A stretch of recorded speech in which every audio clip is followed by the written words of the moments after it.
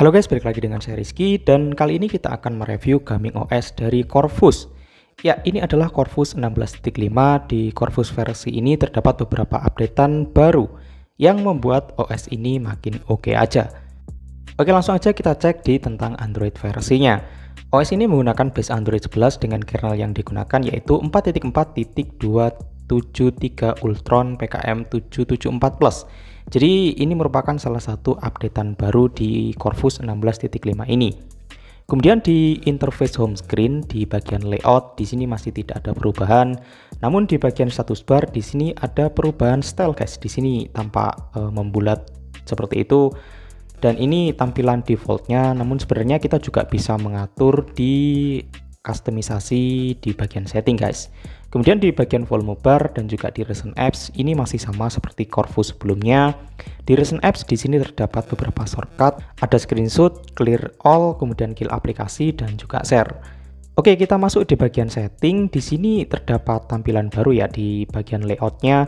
Di atas di situ terdapat Corvus setting yang awalnya itu cuma icon-icon aja dan sekarang ada Corvus settingnya. Di dalamnya di sini terdapat Leven Layer, kemudian tema dan juga Devon Dex. Di Leven Layer di sini ada tools untuk kita melakukan customisasi, ada banyak banget, pokoknya komplit deh. Untuk tema di sini juga kita bisa mengatur tema mulai dari status bar, kemudian quick settingnya kita juga bisa otak-atik di sini. Kemudian tab dan tahan di bagian home screen kita akan mengakses home setting, widget dan juga styles. Di bagian style di sini terdapat banyak banget wallpaper yang makin bagus-bagus aja dan ini salah satu updatean baru di Corvus versi sebelumnya. Seingat saya itu tidak sebanyak ini untuk wallpapernya. Kemudian di sini kita juga bisa mengatur grid dan juga clock style-nya. Oke, yang saya suka dari Corvus ini yaitu dia cuma memakan penyimpanan internal yang cukup sedikit, yaitu cuma 8,6 GB guys. Oke, selanjutnya kita tes untuk performa dan di sini pertama saya tes dengan menggunakan Geekbench 5. OS ini mendapatkan skor 275 untuk single core dan 1107 untuk multicore-nya. Angka yang tidak spesial, standar-standar aja. Kemudian saya tes untuk GPU benchmark di sini. Untuk skornya mendapatkan 364.800.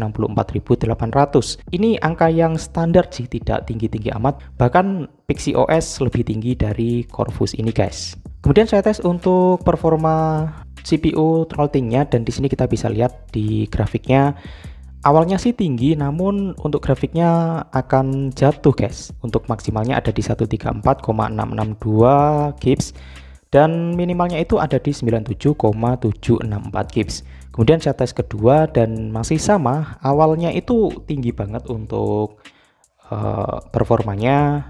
Kemudian di menit berikutnya itu akan turun. Untuk maksimalnya di sini di tes yang kedua yaitu di 116,717 Hz dan minimalnya itu ada di 85,670 Hz. Untuk maksimalnya sih tinggi, namun untuk minimalnya ini rendah banget. Untuk gaming pertama saya tes untuk bermain PUBG Mobile. Untuk settingannya di sini kita bisa main di HD High atau kita bisa main di Smooth High juga. Selama permainan masih oke, lancar, tidak ada bug dan playable banget deh untuk PUBG Mobile. Kemudian saya tes untuk Asphalt 9, settingannya di sini ada di grafiknya low. Selama permainan, ya beberapa saat saya masih menemukan adanya lag di game ini, tapi masih playable.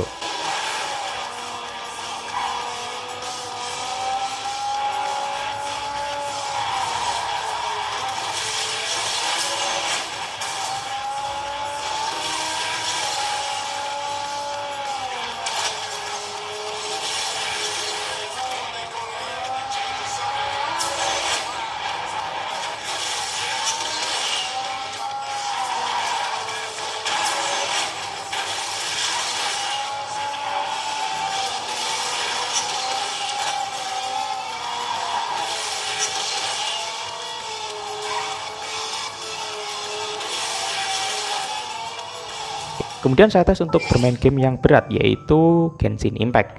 Dan Genshin Impact saya setel untuk grafiknya di paling rendah.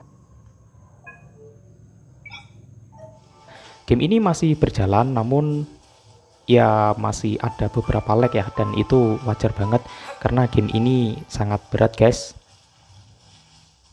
Dan langsung ya kita coba untuk mencari monster. Oke, dan di sini saat kita perang dengan monster, untuk suhu HP saya itu naik secara drastis guys, panas banget deh pokoknya.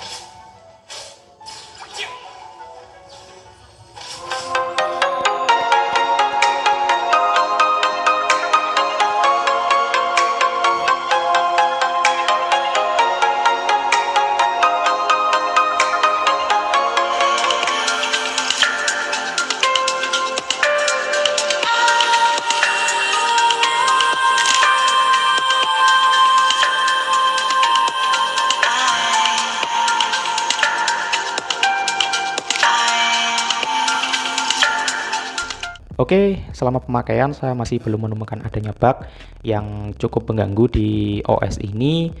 Untuk multitasking dan juga gaming masih lancar, semua fungsi normal. Untuk penginstalan pertama kita masuk di recovery, dan di sini saya menggunakan OrangeFox recovery. Kemudian kita masuk di web, kita pilih Dalvik, Change Data System dan juga vendor, kemudian kita swap.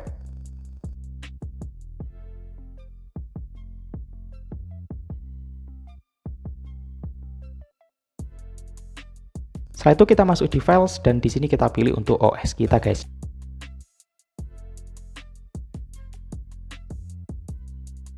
Dan kita swap untuk penginstalan. Kita tunggu prosesnya selesai.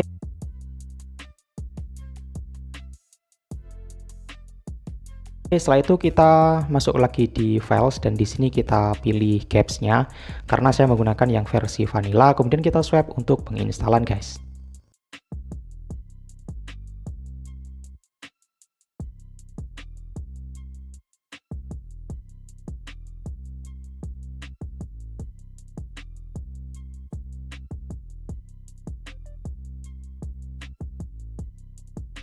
Oke, dan setelah itu kita bisa pilih reboot system, dan di sini kita tunggu aja hingga prosesnya selesai. Dan itu untuk review Corvus 16.5. Oke, untuk kesimpulan di Corvus 16.5 ini ada beberapa poin kecil yang diupdate. Misalkan ada di layout setting, kemudian ada penambahan wallpaper dan lain sebagainya. Namun untuk performa di sini saya merasakan tidak ada peningkatan yang signifikan dari Corvus sebelumnya. Jadi ini bisa jadi referensi buat teman-teman yang mungkin ingin update ke Corvus 16.5. Kalau kalian mementingkan performa, mending kalian tahan dulu deh di versi Corvus kalian saat ini atau di OS kalian yang saat ini, dan tunggu aja updatean dari Corvus selanjutnya. Ya semoga aja ada updatean performa yang cukup signifikan. Oke, like kalau kalian suka dengan video ini, dislike kalau kalian tidak suka, dan sampai jumpa di video selanjutnya.